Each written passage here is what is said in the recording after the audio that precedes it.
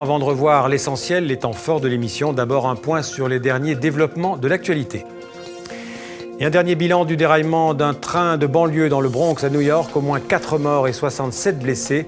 5 wagons se sont couchés sur la voie. Le train devait rejoindre Grand Central à New York. On ignore encore les causes de cet accident.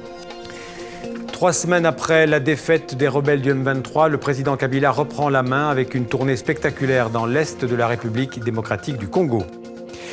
Décollage réussi pour la fusée chinoise Longue Marche. Elle a décollé il y a une demi-heure de la base de Xichang avec à son bord Lapin de Jade, un petit véhicule robotisé qui devrait aller se promener sur la Lune. Sans attendre l'essentiel de ce monde en français, ce que vous avez aimé ou ce que vous avez raté, c'est tout de suite avec Simon Rodier. En ce 11e jour de contestation, les opposants au président Viktor Yanukovych semblent plus déterminés que jamais. Le passage à tabac de dizaines de manifestants pacifiques sur cette même place samedi par la police ukrainienne n'a fait que renforcer leurs convictions. Quand j'étais jeune, j'étais un garçon manqué. Je me bagarrais avec tous les mecs parce que je voulais toujours prouver que la femme était plus forte.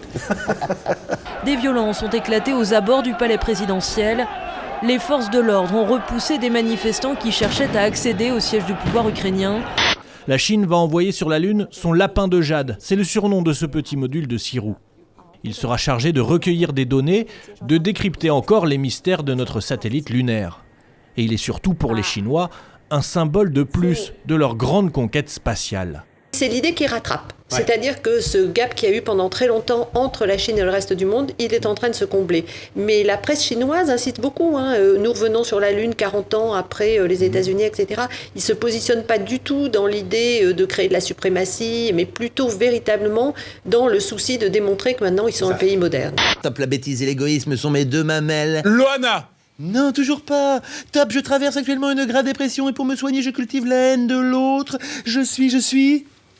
la France! Ah ben oui! Voilà, c'est un DVD qui vient de sortir et c'est pour la bonne cause. C'est à l'occasion, vous en parliez, de la Journée mondiale de lutte contre le sida. Tous les bénéfices de la vente de ce DVD seront reversés à l'association Solidarité Sida. Je rappelle quand même qu'en France, quand vous êtes séropositif, que vous mourrez, on vous met immédiatement dans le cercueil, personne ne peut vous voir et vous n'avez pas le droit aux soins de conservation. Donc on voit qu'il y a eu beaucoup de progrès médicaux, mais qu'en même temps, les progrès sociétaux n'ont pas été à la hauteur de ces progrès médicaux.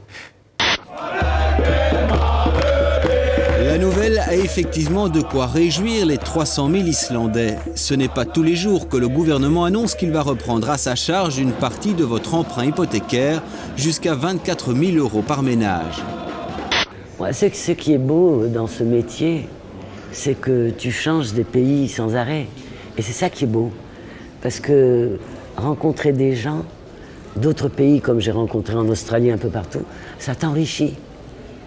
Pour éponger cet accroissement de la dette publique, le gouvernement a une idée, taxer les banques par qui la crise est arrivée. Retour à l'envoyeur donc. Voilà, fin de ce 64 minutes. Restez avec nous sur TV5 Monde. Demain, vous retrouverez Mohamed Kassi pour un nouveau 64 minutes sur la chaîne francophone mondiale. Merci et à bientôt.